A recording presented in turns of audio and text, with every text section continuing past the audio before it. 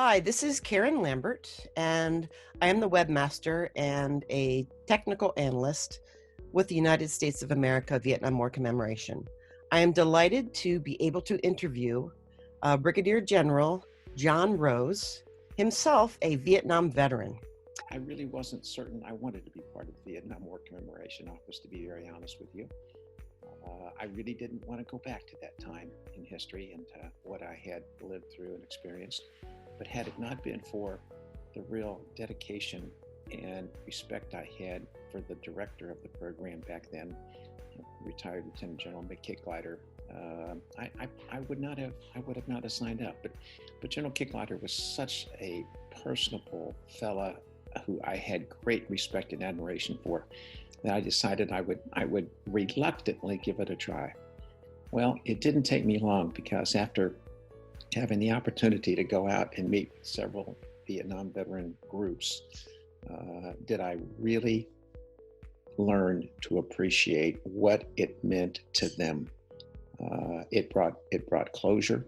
It brought a sense of wonder, of surprise, if you will, that fellow Americans were actually thinking back to a very, very difficult and painful time in our country's history, and wanted to say thanks to the men and women that did what they thought they really needed to do. Well, thank you. I think that's very moving.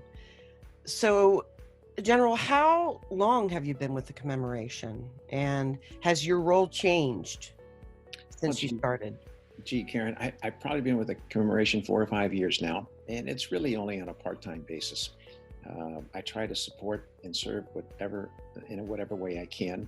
I very much enjoy traveling around the country and speaking to veterans groups, and sharing with them, my perspective, my insights, extending thanks and appreciation to them for the service that they had done, and letting them know that it's not just our office, or it's not just me, it's really fellow Americans that are reaching out to them and want to reflect upon our thanks and appreciation for what they did. And I'm sorry I keep going back to this, but it was a very difficult and painful time in our nation's history, where veterans coming back were not recognized, were not honored, and like I said, it was just a painful time in our country's history. What changes have you seen in the veterans themselves when they speak with you, and also the impact that your presence has been on their families when you meet with them? I don't think it's my presence per se. I think they just sit back and reflect on a painful time in their own history, in their own life, in which they can stop and reflect and think what this all means, and how much they appreciate this. I have, in my time with the commemoration, what I have seen is that these men and women that served in Vietnam, or served during the Vietnam era, are just grateful that they're being recognized, that someone cares and demonstrates to them that we really do care about them and their families, what they have been through, the sacrifices that they made, and what they did. It wasn't all in vain. Well said, sir. And I have just one last question for you. As we move into the 29th of March, our virtual National Vietnam War Veterans Day, what message do you have for all of the Vietnam veterans and their families?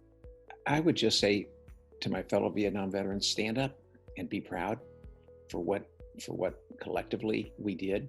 I really do believe that it was our fellow Vietnam veterans that made America whole again, that made America great again by their sacrifices.